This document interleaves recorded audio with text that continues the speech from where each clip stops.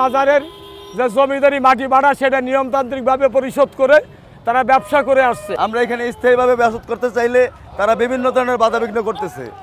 Party বরাদ্দ নিয়ে আমরা ব্যবসা করতেছি, আমাদের যদি উচ্ছেদ করতে হয়, আমাদের যদি অন্য জায়গায় নিতে হয়, আমাদের তো একটা ব্যবস্থা করে দিতে হবে ব্যবসার। আমাদের হঠাৎ করে এক সপ্তাহের জন্য টাইম দিয়া আমাদের উঠাই দিতে চায়, আমরা এখন কোথায় যাব? আমরা মাজার কর্তৃপক্ষের সাথে আমরা বসে আমরা বৈধ হওয়ার জন্য আমরা যা যা করণীয় আমরা করি। প্রতিদিন 11,000 টাকা করে ভাড়া দেই। 22 তারিখ পর্যন্ত আমাদের ভাড়া ক্লিয়ার। এখানে 50,000 মানুষের কর্মসংস্থানের ব্যবস্থা।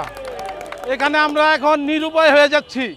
এমনি দেশের পরিস্থিতি ভালো না, ব্যবসা বাণিজ্যের অবস্থা ভালো না, আমাদের লোন করে চলতে হচ্ছে, আমাদের ঘর ভাড়া দিতে পারছি না, আমাদের বাচ্চার স্কুলের বেতন দিতে পারছি না। আমরা কারো জিম্মির পাত্র হতে চাই না, আমরা চাই সৎভাবে ব্যবসা করে বেঁচে থাকতে।